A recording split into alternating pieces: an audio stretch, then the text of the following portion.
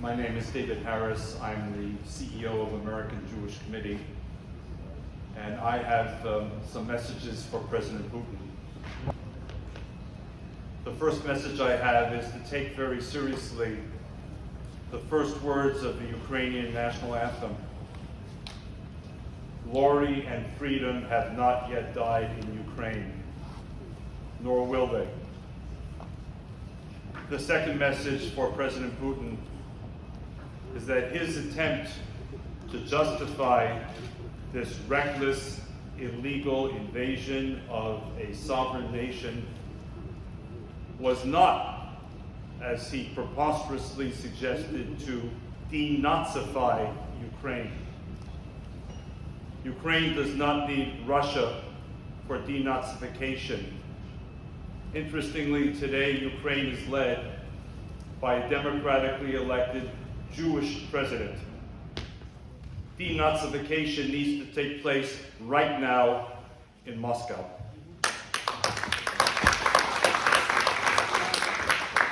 It is, after all, the fact, as was mentioned earlier, that this is the second invasion of Ukraine, the first having been in June 1941 by the Nazis.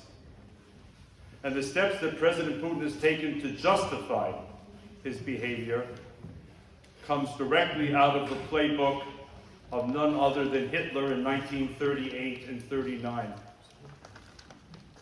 He uses the word genocide to justify his need to send Russian troops into Ukraine, claiming that there is today a genocide against Russian-speaking people in Ukraine. Prove it, Mr. President, because there is nothing further from the truth. And the world has and will see through your lies. And those of us, Jews who know what the word genocide means, and those Ukrainians who recall the Holodomor, the Soviet-imposed genocide on Ukraine, can attest to what real genocide is, and not these phony grievances. And thirdly, President Putin, you keep talking about your security concerns. You're worried, you say, about NATO being on your border.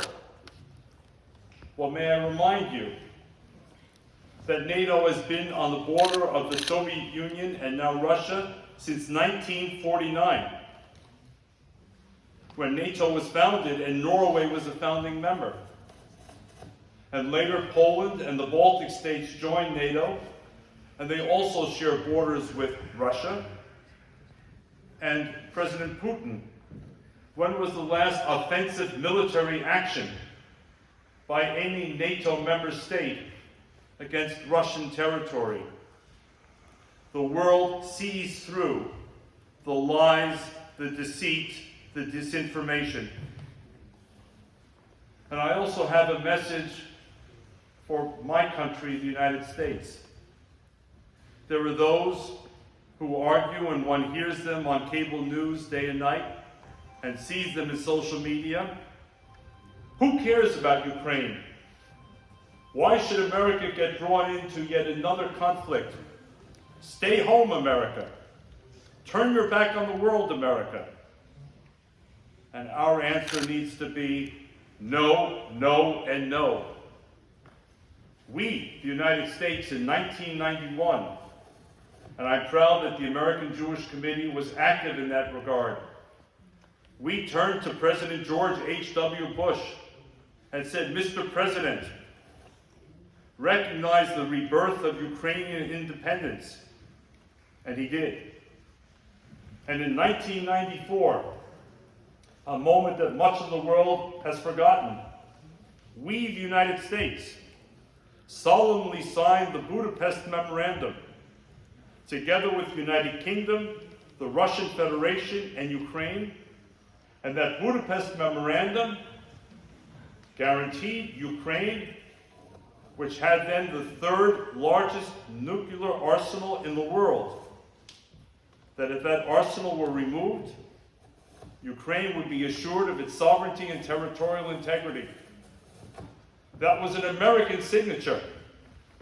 We have an obligation, because one can ask, had Ukraine insisted on keeping that arsenal, would Russia have dared invade? I think the question answers itself. And today, I would tell my fellow Americans as well, we have an obligation because this country stands for a basic idea, and that idea is called freedom. And the people of Ukraine have sought freedom since 1991 to chart their own destiny with their full sovereignty and territorial integrity. We owe it to them, we owe it to ourselves. And finally, let's make no mistake about it. The rest of the world is watching very carefully, beginning in Beijing, beginning in Pyongyang, the capital of North Korea, beginning in Tehran, the capital of Iran.